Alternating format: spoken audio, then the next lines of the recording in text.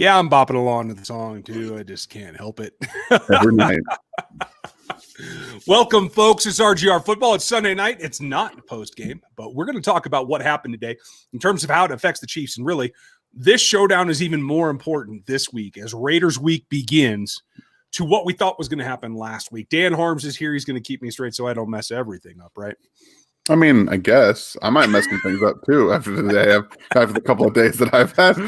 Yeah, you never know, right? It's a battle, that's for sure. Small people have their own minds.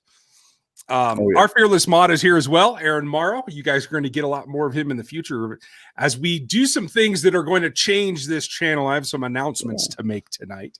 But first, if you are new and you're just seeing this for the first time, this is the light version. We do Monday night Q&A where you can ask anything you want. We're going to go through it. But click the like and the sub and the bell notification so you find out when we go live. A lot of folks in here probably didn't even think we were going to do this live tonight, so hopefully they got their notifications. And it's been a long time coming. I've recorded I don't even know how many pods this week. The beer channel is going to, if you guys want. Nice. Tonight's beer, cheers to you. This is Lupulin's Citra Amarillo concoction that is tasty as all get out. And I just reviewed this for the beer channel, so you guys can check that out as well, because I'm trying to let everybody get in here before I make the big news. But here's what we're going to do going forward. We have some extra film clips from the Panthers game that I'm going to put up this week. We'll have some stats this week that are going to look at where the Chiefs are 9 games in across the league in terms of that comparison. So I have some new graphics set up for you guys. I'm going to probably record that here the next day or two. So look for that midweek like they normally are. We're going to have some extra clips. Matt Derrick's coming on this week. So we'll definitely give you some insight visually too. And just a shout out to the Locked On Chiefs podcast. If you're not subscribed over there, go do that tonight, because Matt's on this week, Seth Kaiser's on this week, and BJ Kissel's coming on the show later in the week too. Nice. So Locked On Chiefs is all your favorite faces, without mine. And so that leaves us tonight where Dan and I can just kind of do our thing. I know it's been a rough week for you, but in general, how do you feel about the team and where they're at right this second? I mean, I watched a good amount of football today, and if you can watch this slate of football and think the Chiefs are anywhere other than at least a full tier, 2 tiers above any team in the NFL, the Chiefs are in a really good position, because a football around the league does not look the same. I actually tweeted about, Patrick Mahomes takes a week off for his bye, and the quarterback play in the entire NFL just like drops. It wasn't even close. You have guys popping off every week. Mahomes takes a week off, like, oh, we don't have to keep up with him anymore. Right. So just not even worry about it. It's a complete reversal. It does not look the same without the Chiefs on Sunday anymore. So at least for this week. And it's an interesting sight, because we didn't have quarterback play for the vast majority of the last 20 plus years. Ooh, that's putting it nicely. Yeah, exactly. So I mean, now the Chiefs are the echelon of quarterback play in the NFL, and when there isn't Mahomes on the TV, it takes a complete step backwards, and it's ridiculously awesome to kind of watch, to be honest with you. Yeah, it was crazy today. I mean, this was the culmination. Breeze went out hurt. Russell wasn't really cooking today. He just lit the kitchen on fire. That's a good way to put it. Lamar's just kicking off, so we'll give him the benefit of the doubt that he's going to get something done. But this division took a little bit more shape, and now that we're starting to get everybody in here, I do want to make this big announcement. Memberships launch tomorrow, folks. It's gonna be fun. We'll do our normal live stream tomorrow night, like always, but somewhere, hopefully in mid-afternoon before that, the video should go up that explains it all and lets you start grabbing those memberships. They're going to be a lot of fun. We've got some things arranged. We're going to have extra videos Dan and I are going to put for the members. We're going to do some chats that are for the members where we're actually going to talk the way we talk to each other, which is not safe for public consumption out here in the real world. Nope. Because I know my kids watch this channel. I know some of your kids watch this channel. And quite frankly, the goal overall, I think, for both of us is to work in the league eventually. And so we're not going to sully our reputations out there in public. Yeah. We'll let you know what you really think behind closed doors. And then we have some cool things. We're going to utilize Zoom at first, and we'll see what platform we end up using. But you're going to be able to see Aaron Morrow. He says he's in, so that's going to be nice. Our mod will be directing some of this, and we will be on Zoom where the members can actually join us so we can all talk. So it doesn't have to be where Dan and I trying to read, or me trying to squint and read questions and figure out what the heck's going on. It's going to be a lot of fun. I have plenty of new gear coming for you too, and some of that will be members only as well. So I'm really pumped at that. I put a ton of work into this. So knock on wood, it all goes off well tomorrow. And this time tomorrow night when we're chatting for the Q&A, all that should be flying. So I'm pretty pumped about it. I'm glad you guys are here. That said, this is the start of Raiders week. And this is, I think today's activities actually made it even more prescient because I had Raiders as number 2. Everybody gave me a bunch of crap before the preseason. I said they were going to be the second best team in this division, and they are. This technically comes down to, this is the game for the AFC West title tomorrow, right? Maybe. But at the same time, like the Chiefs will still have a loss, or a loss that the Raiders will have a loss the Chiefs don't have. So you don't obviously want to lose to the Raiders. It's not the end of the world, but going 0-2 against the Raiders is definitely not how you want to have a season as well as they've kicked off to this point. And while I've watched a good majority of that game, they still don't impress me. The Broncos are bad. They're really, really bad. And this is the last time I'll ever put any kind of faith in Drew Lock. He just completely is bad against a really not very good Oakland Raiders defense. And they were able to get a bunch of pressure on him, and they don't have a very good front four. Like, this is just, if you watch the Raiders play defense, they're just kind of running around. They're getting injuries. They're playing against quarterbacks that aren't that great. And they don't look like a team that, one, should have beaten the Chiefs the first time. The Chiefs probably should have put up 50 on that team. Like, shouldn't have been that close. So this is a game that, one, I think that the Chiefs, as soon as they lost to the Raiders, and then the Raiders did their little victory lap around Arrowhead, 100% was circled. Like, this is not going to happen. Yeah. And I have a very good feeling that what we saw in the first game is not going to happen again. Yeah, I'm totally with you. It's one of those deals that just letting that story get out was about the dumbest thing the Raiders could have done. That's kind of silly. Oh, and before I go any farther, first, I'm going to change the view here so you can see Dan's background. Check it out. The Arrowhead blanket. I like that back there quite a bit. So I want my dog is trying to get on live TV right now. Okay, well done. But, I had to relocate, so this is kind of my duty station for the time being. Nice. If the Ginger crew breaks in here, I'll let you guys know. Run away. We steal souls. That's the way it goes. But I mean, it comes down to the Chiefs should win this game handily. I don't expect them to take them for granted like they did last time. And they can claim all they want that they didn't overlook them. They did. They looked right over the top of them and thought this was going to be another AFC West easy win. It's not. And I think they're going to crush them. I think they should. And I think they want to lay claim to that new stadium that looks like Darth Vader's helmet. And more power to them. They should, because they stomped on the Broncos today. The Chargers lost. This really is the only team that's anywhere close to being able to, and I can't even say this with a straight face, compete with the Chiefs. They're the only ones who can claim second. And the funny thing is that as much as we want to say that they should crush them, if the Raiders decide to make this game competitive, they come, they play like they did, and the Chiefs come with their A game too, this goes to show you what the Raiders have built. And I don't want to overlook the fact that John Gruden and Mike Mayock have done their due diligence. They've created a culture there. Most of the players have bought in. They have everything really for the future. They've got a young defense with some talent. They're going to continue to add to that. They've added offensive pieces. They have a very good running back. They've got some pieces offensively on the wide receivers. Brian Edwards is going to be very good.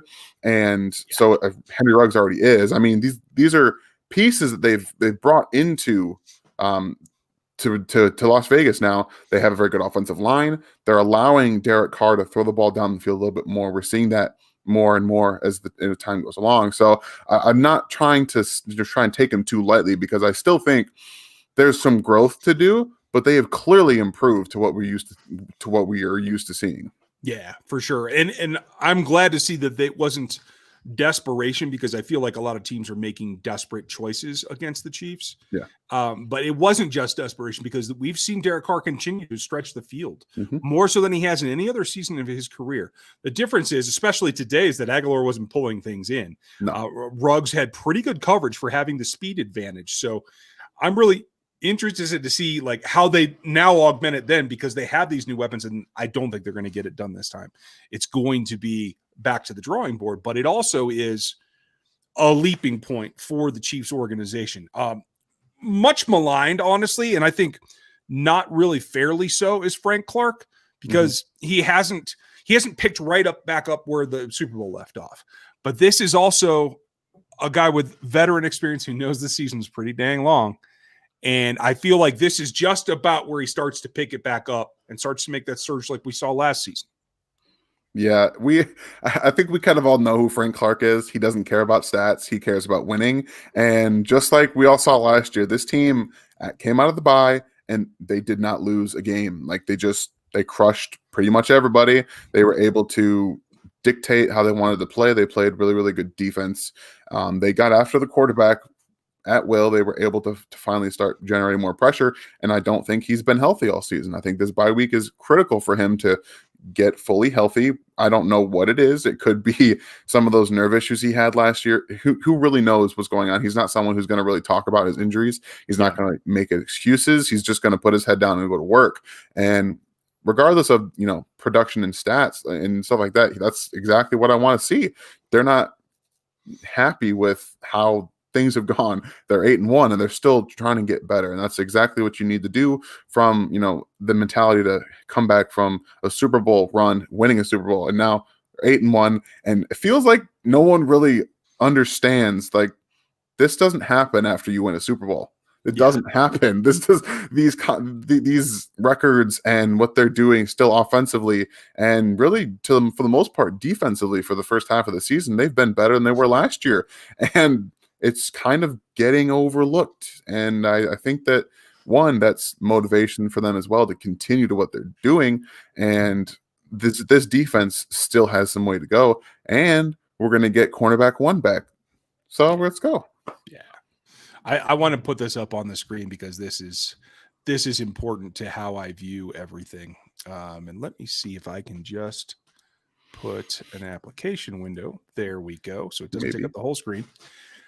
This is the Chiefs. This is the only number that actually matters. 7th in points allowed.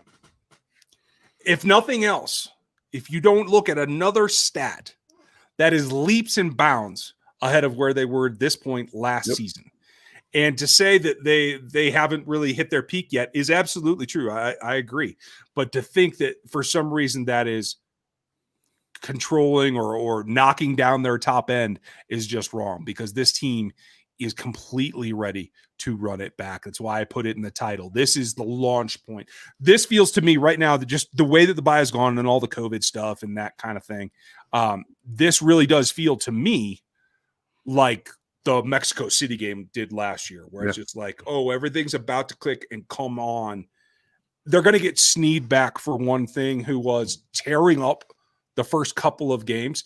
And what we've seen is like that Chargers team has gone on to compete rather handily with everyone. No, the record sucks, but that quarterback is no joke, and that stands out as well. So like, it's not just the little things. It's having Frank. Alex Okafor will eventually return as well. And good Lord, if Willie Gay doesn't start playing more. I swear, I'm going to lose it. I know, right? I'm going to lose it. We talked about this last week. I talked about this with Seth. You guys will hear that later in the week on Locked On. It's already start coming together to make it that much more difficult for any team to stop them. Now, Steelers won today. Great. I've already heard from all my Steelers people, and it's just this constantly. And okay, great. Good for you. You're undefeated.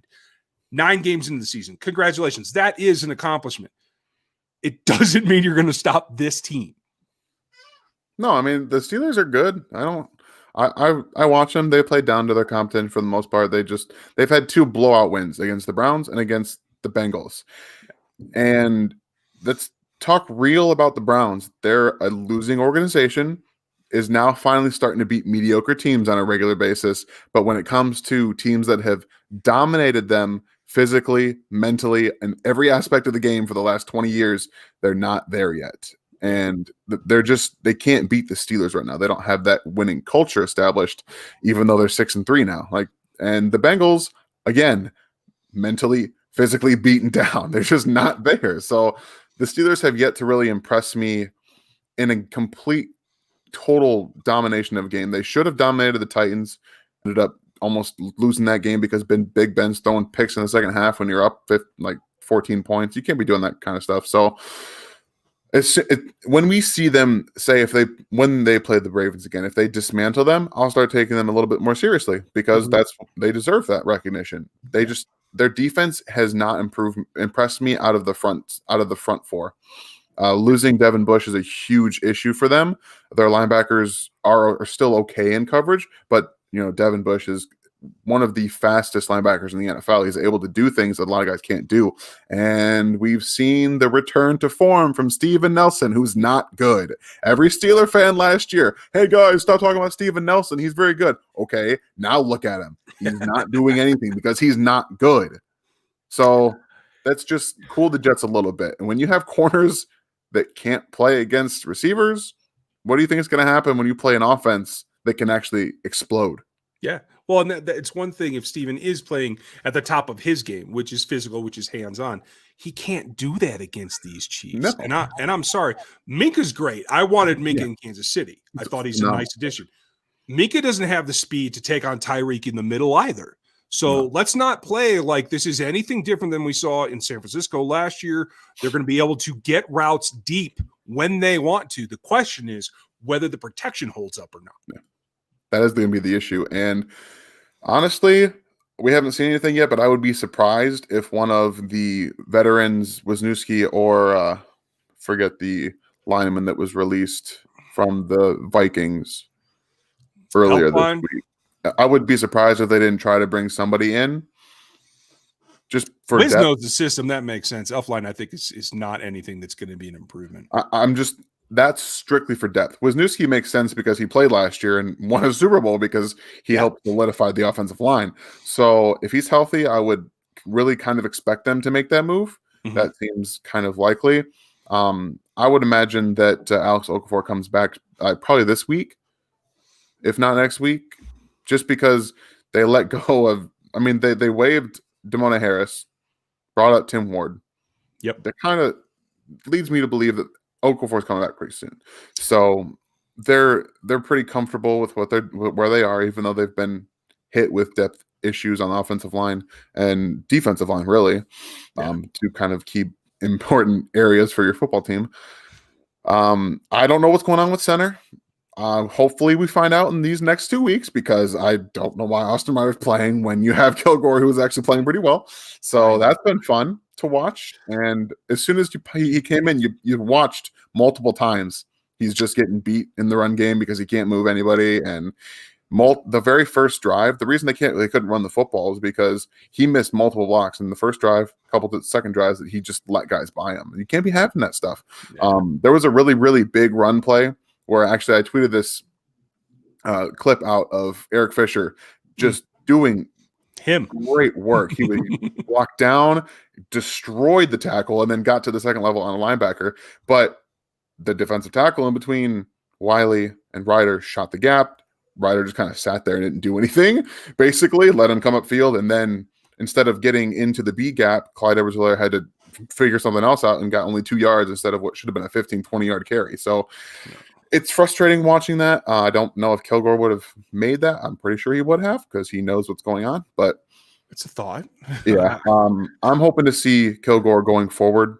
And if they don't have a solution at center, then you got to plug in Allegretti at center. You got to do something. You got to figure something out. He can play center. When Schwartz comes back, you can put him at right tackle, then you can put Rammers back at left guard. You got to figure something out at center. If you don't think Kilgore's the answer, we know Ryder isn't. You got to do something. Yeah, because teams are just going to load that A gap. And folks, if you missed it, I broke down the Ferrari play last week, and the only thing that I will say is somehow it's not that hard of a snap because it looks like it's not very directional. It's almost to the normal spot in a regular shotgun snap, but for some reason it sticks in my mind that maybe they're more comfortable with Ryder doing that kind of thing without an aim point. And I just can't see that they've let him play for one play. But knowing that it was in the offense, you never know. We'll know when they take the field against the Raiders, because if he's not out there, well, A, they're not running Ferrari. And B, I think that says something that the staff has reevaluated the position as well. I really hope so. They had to take this time off to look at the center position and what they're going to do, because if you don't have trust in your center, the entire offensive line can really fall by the wayside. They call out protections, they help everyone line up what they're doing, and if you don't have that, then you're really going to be in trouble. And that's something they didn't have last year. Ryder did not really find his footing until Wisniewski came in and helped him figure everything out. And you really noticed a change in not only his demeanor, he was a bit more physical, and he was better in run blocking than he was prior to that. So, excuse me, if they figure something out, good for them. They need to establish the center. And at this point in the season, you can't be going back and forth between center and other center, because that's not good for your offensive line chemistry. No, and like I said, this is the launch point. You got to get all together and get moving the same direction. This is important, and I like Wiz. I don't know if his pec is 100% healed. I'm sure they'll do a good job figuring that out, because it feels like the bye week, not only is Andy great about game planning the next opponent after a bye week, they also always use the bye week to evaluate and self-scout and find out where their holes are. And I feel like after that, it all comes together a little bit more. I expect to see that. I agree with you. I hope Okafor is back. I think Snead will be back. The big question for me is what's going on with Mitch Schwartz. It's the last thing that I just can't get a handle on. That could be something that really impacts the team going forward. If he doesn't play on Sunday, there's a problem. Yeah. He's dealing with something that's more serious than he thought, than the training staff thought. My initial reaction was that he was just going to take the time off to the bye, and then when the bye was over, he was going to come back and be okay. But if we come into this week and he's not playing, it's a real big issue, because Remmers, he's done okay for a backup tackle. He's actually performed pretty well, considering you're coming in for an all-pro.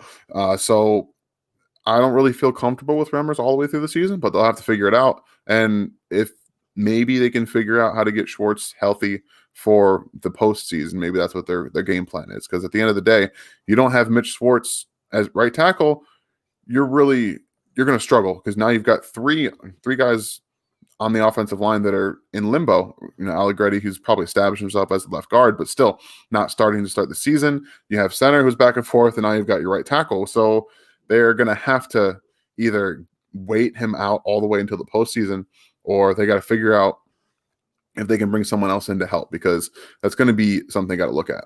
Yeah, I'm totally with you. This is going to be a fun week. It's going to be something that has to take off, and we're going to hit the ground running again tomorrow night, folks. So thank you all for being here tonight. Regular Q&A, like always.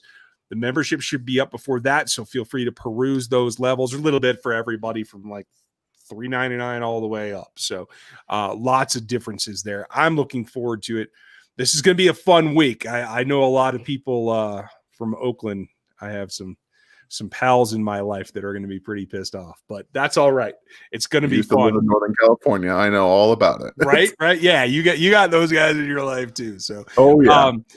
Dre, I'll answer your question real quick. I don't think Waddle's going to be available when the Chiefs pick, but yeah, I mean, there's not much of a better pick than just let the guy run. And he runs pretty clean routes. No, he won't be available, or no, you don't want him. He won't be available. Right. Okay. Or Devontae Smith. And Spicy, you have a very good point. I hope that this has let Tommy and Harrison just sit on that back kicking field, get loaded, and figure their crap out. I really hope that that's the way that it goes down. So we'll find out. I think they figured that out against the Jets. Okay. I honestly think they do. I think they switched it to the hash mark. He overcompensated for wind. No big deal. Okay. I'm not worried about it. And I felt the full force of Extra Points Mattered Twitter over this past week. Like, full force, guys. My new concept, Everybody dunks over the goalpost. I want a 15-yard penalty every damn time. Why wasn't it penalized today? Are we kidding me with this nonsense? I know, right? It's crazy.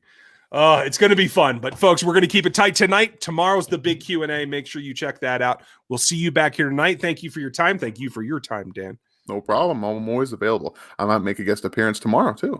Ooh, hey, I like that. And we will have film for you this week. We'll have stats for you, the whole 9 yards. Everything's back to normal. So enjoy your Sunday evening, and we'll talk to you tomorrow.